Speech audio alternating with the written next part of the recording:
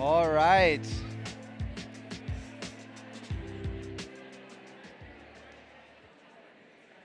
You can grab your seats, finish up those conversations. What is your favorite children's book?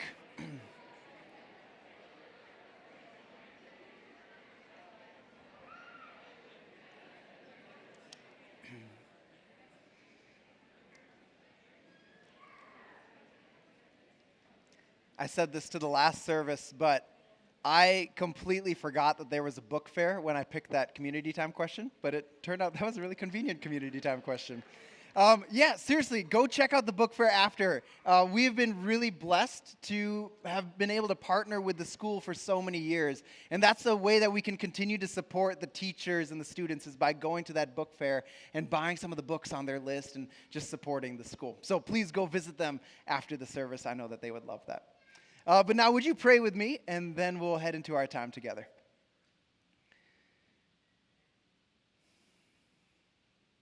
Father, Son, and Spirit, we thank you for the ways that you have provided. We thank you even for the breath that you've given us and the opportunity we have to be here together.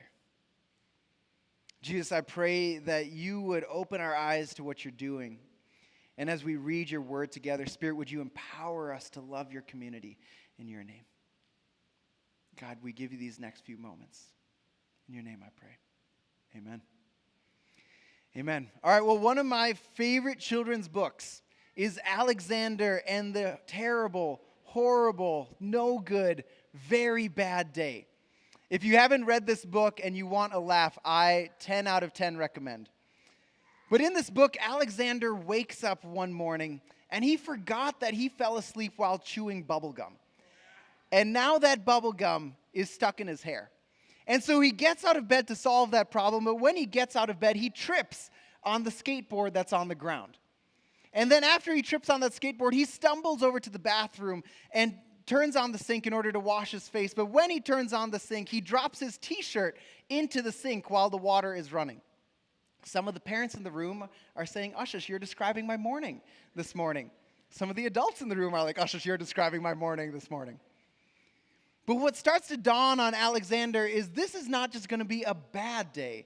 This is going to be a terrible, horrible, no good, very bad day. And the next pages in the book confirm this suspicion. Now, some of my favorites are when he goes down to the breakfast table, and him and his siblings, they open up their boxes of cereal, and his brother finds a nice, shiny toy Corvette in his cereal box, and his other brother finds a nice, shiny toy Viper in his box. But when Alexander opens his cereal box, what does he find but plain old cereal? Or when Alexander goes to the dentist, and his brothers get the clean bill of health, but Alexander finds out that there are 3 cavities in his teeth. I mean, things get so egregious that Alexander decides, I am done with this. I am going to move to Australia. I'm done with my problems. Now, I remember the first time I read this story, I thought that the book was going to end on a high note. We're going to end and find out that all these things happened to Alexander for a reason. But when I read the end of the book, it was shocking, but also comforting in a way. The story ends with Alexander tucked in bed. His Mickey Mouse nightlight has burnt out. His favorite cat has decided to cuddle with his brother. This kid can't catch a break. And his mom just sits beside Alex's bed and says, Alexander, some days are just like this, even in Australia. Now today we're wrapping up our series called New Beginnings. And throughout the book of Acts, we've looked at how new beginnings aren't moments where the story of God starts over, but rather moments where people are invited into a new chapter that God is writing. We've all experienced new beginnings in our lives. Even as I say new beginning, does that bring up a season of life for you, a time where you stepped into a new chapter?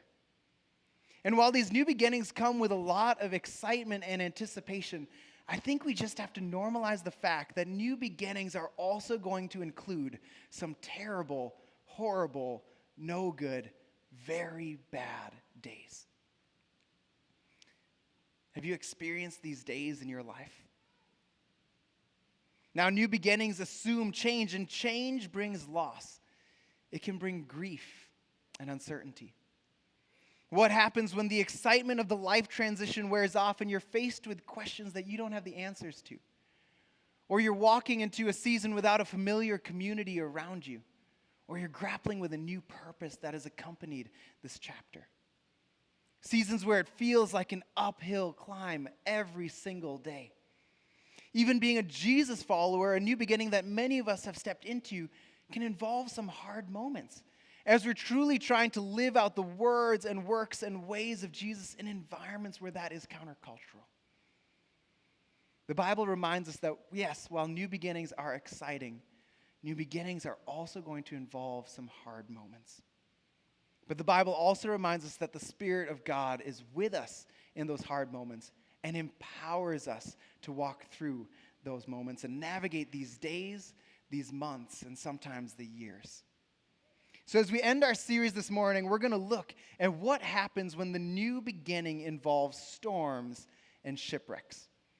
And what I hope we take from this morning is that new beginnings will involve hard things. But God is with us and invites us to fix our eyes on Jesus. The new beginnings will involve hard things, but God is with us and invites us to fix our eyes on Jesus. So this morning, we're going to be working out of Acts chapter 27. So if you have a Bible or an app, you can turn there. The verses will be on the screen as well. Now, in Acts 27, the author Luke shows the Apostle Paul as a prisoner on a boat heading for Rome. But in order to understand how Paul ended up as a prisoner on a boat heading for Rome, we have to go back to the middle of Acts. In Acts chapter 9, we find this account of Paul's dramatic encounter with Jesus. It's an encounter that literally knocks Paul to his feet. And he's so transformed, so impacted by this experience with Jesus that he does a complete 180 with his life. Originally, Paul was focused on persecuting the church, but now he's focused on following Jesus. And this new beginning comes with a new mission. No longer is Paul supposed to be silencing the good news, but now Paul is going to be a witness of that good news, not just to the Jews, but to the Gentiles and to the ends of the earth. Paul goes from persecuting the church to now Paul is a church planter. And this new beginning involved a lot of exciting moments as the Spirit brought healing and brought freedom in the lives of the people that Paul interacted with. Paul met so many new people and even saw revival happen in cities throughout Israel and Asia. This new beginning was exciting. But if you read the book of Acts and you read through Paul's letters, you'll also discover that there were a lot of terrible, horrible, no good, very bad days that Paul had to go through. See, Paul's message put him at odds with pretty much everyone he interacted with. This radical message disrupted the status quo. And Paul was arguing that this good news that would so transform the world, this news was not just for the Jews, but for the Gentiles as well, two ethnic groups that did not get along. And this news landed Paul in prison over and over again. And that's actually where Paul is right before chapter 27. Paul is in prison in the city of Caesarea. And after a trial that goes on for 2 years, includes 2 governors and many false accusations, Paul appeals to Caesar. Now, appealing to Caesar was the right of every Roman citizen. And what it involved was the Roman citizen didn't have to stand trial in these minor courts, but they could actually stand trial before Caesar. They had the right to present their case before the emperor of the world. And so Paul, as a Roman citizen, appeals to Caesar. But Paul's a little sneaky here. Remember, Paul's new beginning involves spreading the good news to not only the Jews, but the Gentiles. And where is Paul going when he appeals to Caesar? He is going to the political center of the known world. He is going to the Gentile capital. And yes, he is going to present his case, but he's also going to present the good news to the most powerful man in the world. And Paul's hope is that in presenting the good news, he would invite this powerful man into following Jesus as well. And so Paul is a prisoner, and he is put on a merchant ship, and he is heading to Rome to step into this new beginning that God has invited him into. But as we read, we will see that it is literally not smooth sailing. And so here's where we pick up. Acts chapter 27, verse 13. It'll be on the screen. I believe it starts on verse 14 here. But verse 13 says, "When a gentle south wind began to blow, they saw their opportunity. And so they weighed anchor and they sailed along the shore of Crete. Before very long, a wind of hurricane force called the Northeaster swept down from the island. The ship was caught by the storm and could not head into the wind. So we gave way and were driven along. As we passed by the lee of a small island called Cauda, we were hardly able to make the lifeboat secure, so the men hoisted it abroad. They passed ropes under the ship itself so that it would hold together. Because they were afraid they would run aground on the sandbars, they lowered the sea anchor and let the ship be driven along. We took such a violent battering from the storm that the next day they began to throw the cargo overboard. And on the third day, they threw the ship's tackle overboard with their own hands." This is when the reader would have realized things are really drastic, because the cargo was the only reason that this ship was sailing. And the tackle would help them load cargo from that port onto their ship. So they were saying, who cares about our purpose? We are going to die. And it goes on in this account. It says, "When neither sun nor stars appeared for many days, and the storm continued raging, we finally gave up all hope of being saved." When neither sun nor stars appeared for many days, and the storm continued raging, we finally gave up all hope of being saved. Have you ever been in a situation where it felt like you were in a storm, driven along where hope was challenged, and where you were tempted and maybe even gave up hope? Oftentimes, the Bible uses this analogy of storm to talk about facing something chaotic, facing something unplanned, something dangerous, a situation where you feel like you have lost control and when hope is challenged. Have you ever been in a season where it feels like you are walking into a hurricane? Where it feels like no matter how hard you try, there's no way that you can move forward, and you're even being driven where you don't want to go? That may be where you are right now. And that may be where someone you love is right now, even if you don't realize it. Now, the storms are always going to be a part of life. The Bible reminds us of that. But where is God in the midst of this storm? We go on in verse 21. And so it says, "After they had gone a long time without food, Paul stood up before them and said, 'Men, you should not have taken my advice to sail from Crete. Then you would have spared yourselves this damage and loss. But now I urge you to keep your courage, because not one of you will be lost. Only the ship will be destroyed.'" Thank you for that really good news, Paul. I remember being on the boat in the middle of the Pacific Ocean, and the boat is so, it's small compared to this massive body of water. And if someone had told me, "Ashish, you're going to be fine, but the ship is going to be lost," that is not the comforting news that I need in that moment. But Paul continues, "Last night, an angel of the God to whom I belong and whom I serve stood beside me and said, 'Do not be afraid, Paul. You must stand trial before Caesar. And God has graciously given you the lives of all who sail with you. So keep up your courage, men, for I have faith in God that it will happen just as he told me. Nevertheless, we must run aground on some island.'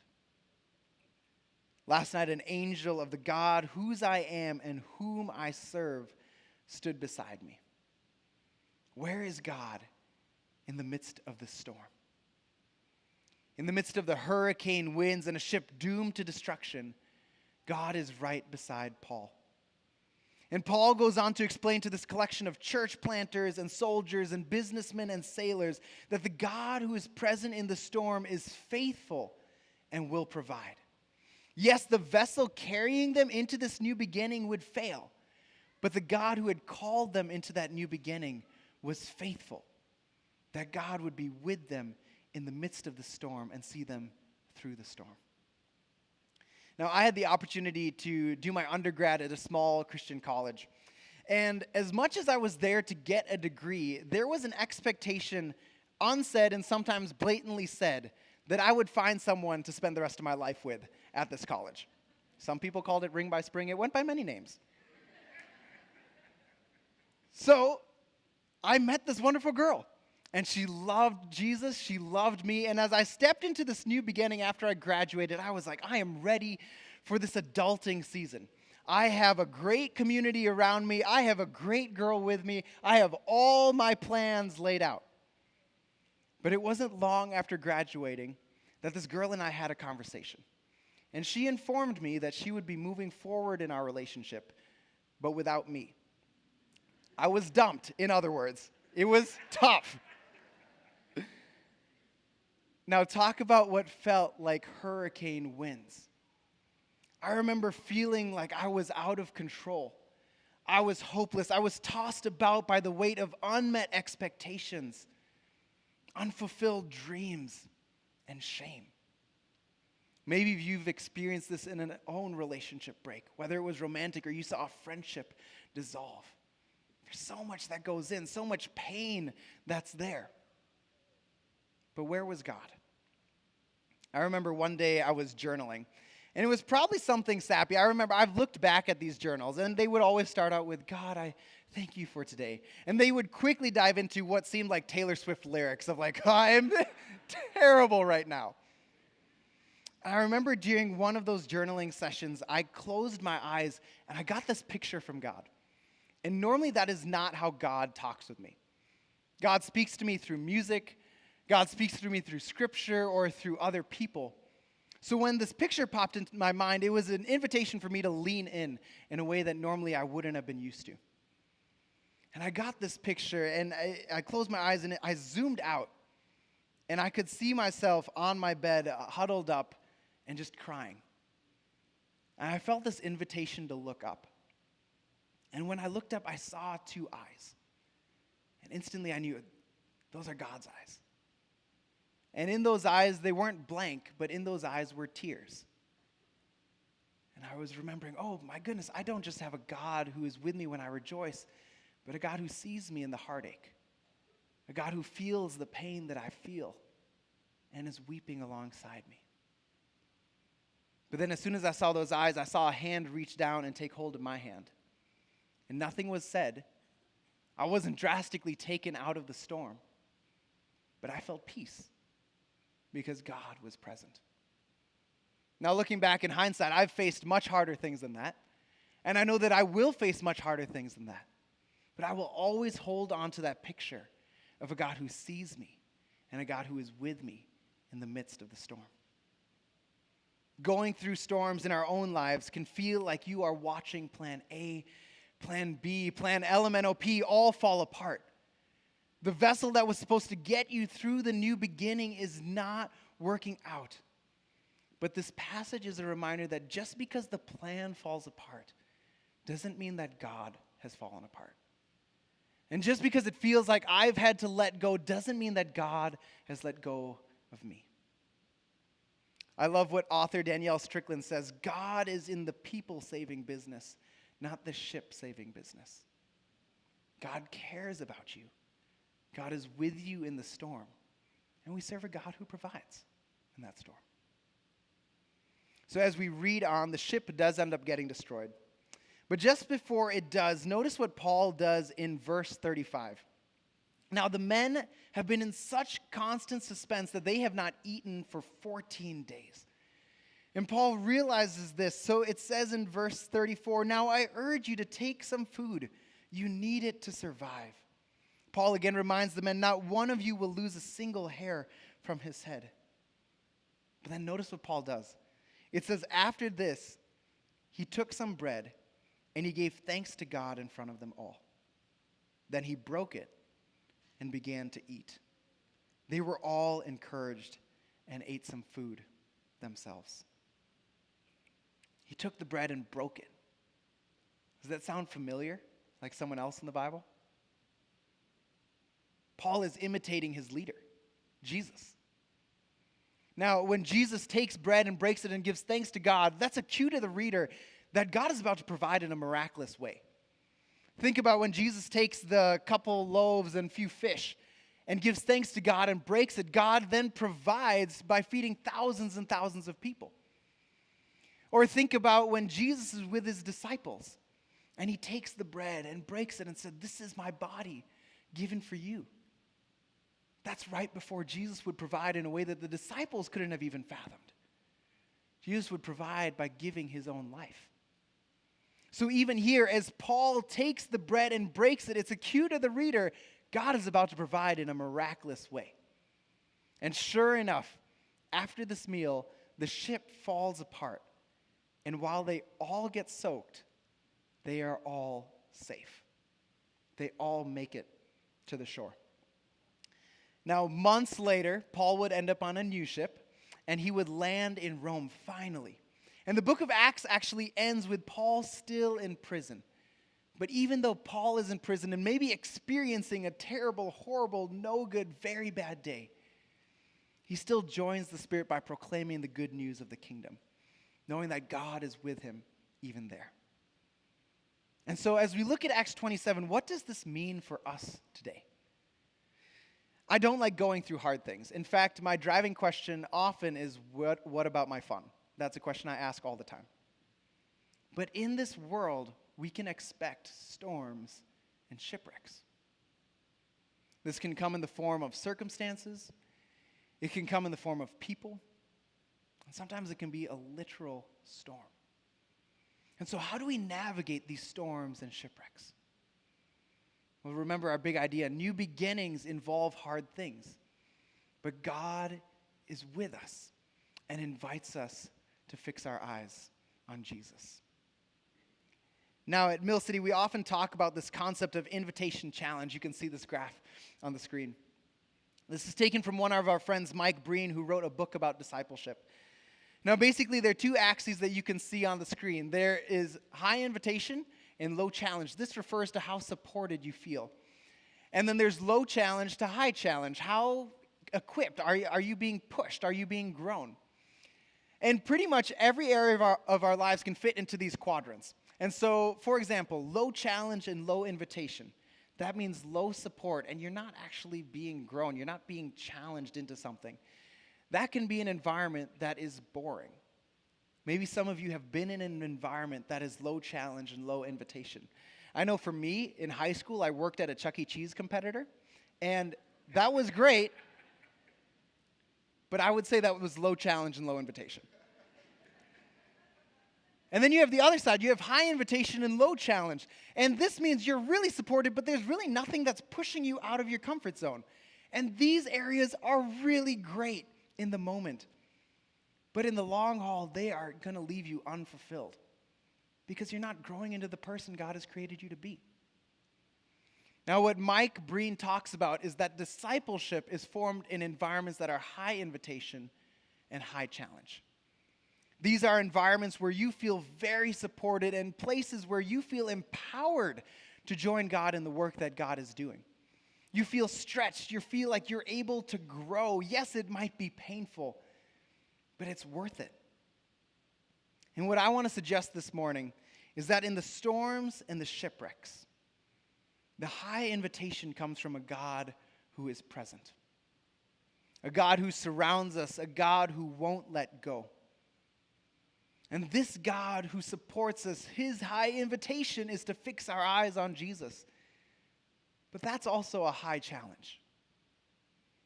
It's tough to fix my eyes on Jesus. I want to fix my eyes on what I can control, what is in my hands, what is going to get me out of the storm now. But the author of Hebrews says, let us throw off everything that hinders and everything that entangles, and let us run with perseverance the race marked out for us, fixing our eyes on Jesus, the pioneer and perfecter of our faith. Fixing our eyes means surrendering our life and placing our trust in Jesus. And this is what Paul does all throughout Acts 27. He doesn't ignore the storm or approach it flippantly. He's very open. Nevertheless, the ship is going to sink. This storm is going to be catastrophic. But he doesn't fix his eyes on the storm. And he also doesn't fix his eyes on the positive spin of the storm. as an optimist, I often try to think, what's the silver lining of this situation? And let me fix my eyes on that silver lining. But Paul doesn't fix his eyes on the silver lining. He doesn't fix his eyes on the storm. Paul fixes his eyes, places his trust in Jesus, the one who is greater than the storm, the one who is present in the storm, and the one who would provide through the storm. And notice how this response doesn't just encourage him, but it encourages everyone around him. These were people that did not believe what he believed, but they saw his faith and they were encouraged. Fixing our eyes on Jesus isn't just so that we can get through the storm, but it's so that the world can see who Jesus truly is. That they would be drawn not to a Jesus isolated on Sunday mornings or a 30-second Super Bowl ad, but a God who is tangibly present in their everyday spaces. I kind of joke about the Super Bowl ad. I'm pretty neutral on that topic. But what I'm not neutral on is that there is no PR for Jesus that is a substitute for people actually living out their faith.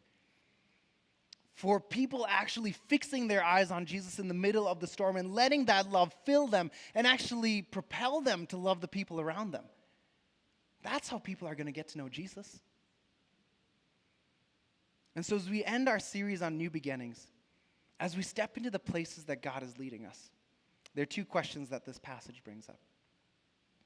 The first question is for us individually. Where is the Spirit challenging me to fix my eyes on Jesus? Where is the Spirit challenging me to fix my eyes on Jesus? Maybe it's a project at work. Maybe it's a family dynamic. Maybe it's some unplanned news. Maybe it's a decision you have to make. Where is the Spirit challenging you to fix your eyes on Jesus? To surrender your life and place your trust in a God who is faithful and present. Now, how could you do this? Well, for me, a practice of fixing my eyes on Jesus is actually listening to worship music. I created a playlist called Songs of Surrender that you can find on Spotify and Apple Music, and you can actually find that playlist at millcitychurch.com/blog. But these are songs that, like Paul said, they remind me whose I am and who I serve. That's just a simple practice of helping me fix my eyes on Jesus. I also think of prayer. That's what Paul does in Acts 27. He prays. Now, if you're wondering, okay, well, what actually am I going to pray? A resource that could be helpful is you could pray through the Psalms. I know I've done that. A psalm that is dear to me is, by day your love surrounds me, at night your song is within me. So my simple prayer is, Lord, let your love guide me. Maybe it's using an app like Lectio 365. That's an app that many of us have used that actually leads you through 5 minutes of structured prayer. Prayer could be a way of leading you to this posture of surrender. I even remember hearing about some people at work, and they would put a sticky note on their light switch. And the sticky note said, "Fix my eyes on Jesus." And whenever they'd go into their office and flip on the light switch, they would remember, okay, I need to fix my eyes on Jesus this morning.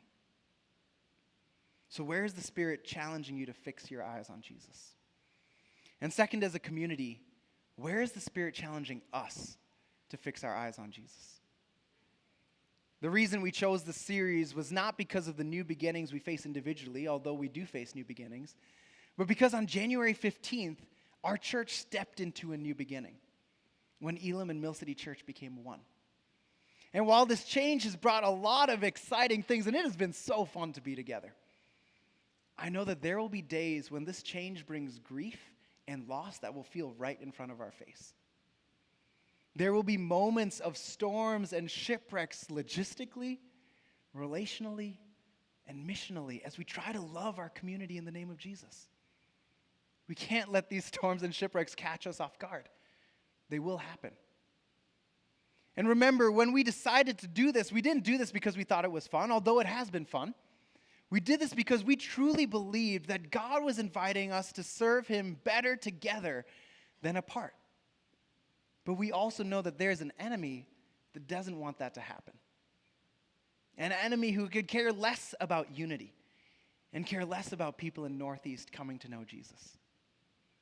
And so as we go through the storms and shipwrecks, and even as we're in seasons where we aren't in the storms and the shipwrecks, how can we fix our eyes on Jesus together as a community? This could be through gathering, like we're doing right now. It could be through serving with one another. It could be through taking communion, which is a practice we'll do later this morning. How can we together fix our eyes on Jesus?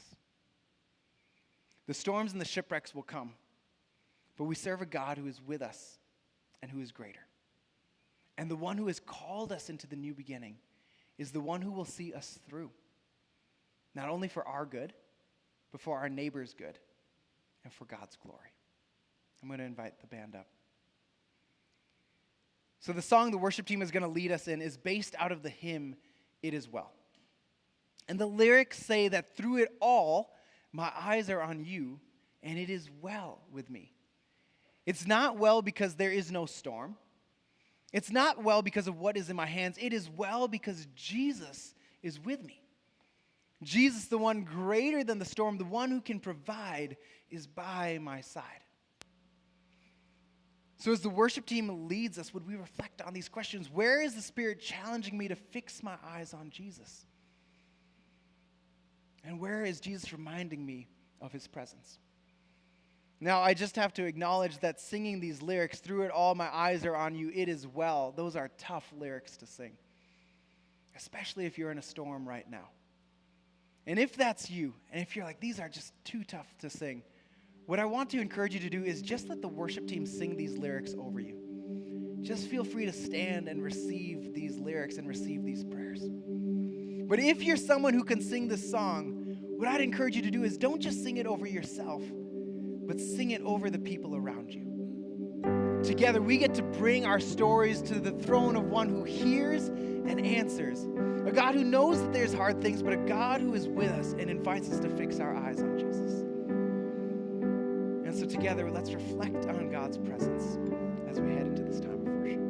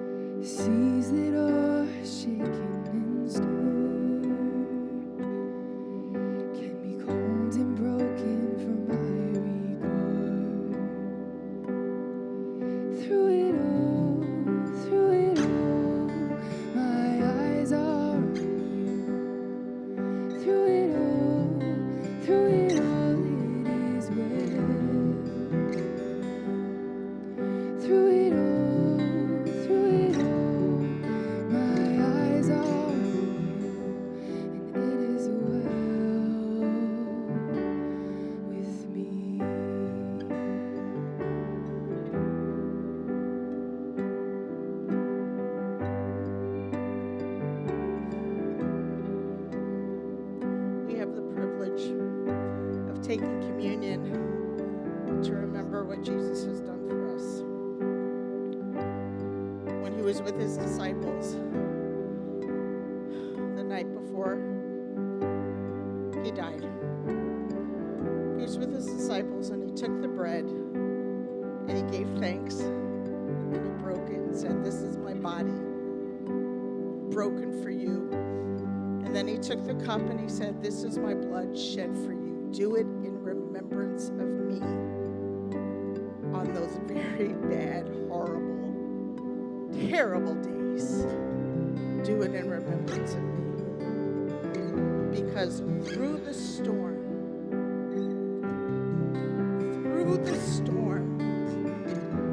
God is with us. And God has his hand on us. We have to fix our eyes on Jesus. So as you come and take communion and reflect on the questions that Pastor Ashish has given us, please come down the middle aisles. There are communion servers on each side and in the back. If it makes it easier for us to bring communion to you, there will be a couple people that will be available to be able to serve you communion For those who are in the back 5 or 6 rows, it might be easier for you to go to those back tables.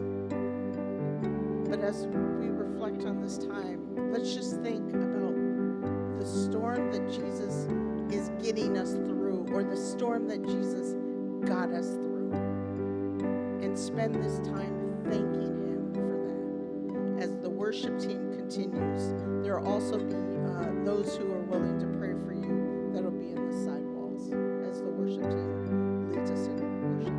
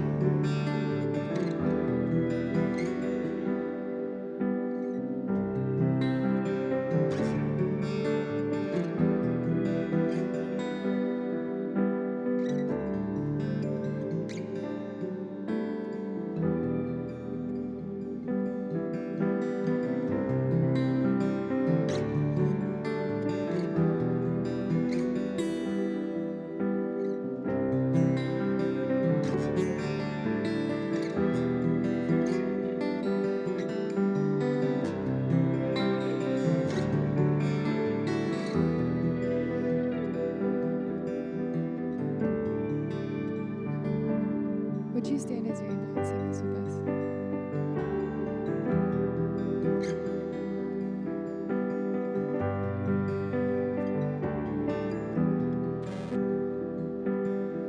Far be it from me to not believe, even when my eyes can't see,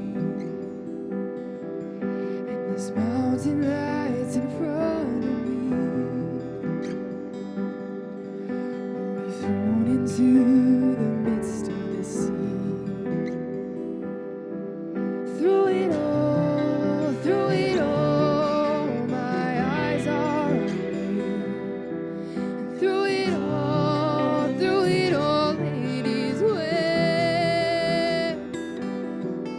Through it all, my eyes are on you. And it is well.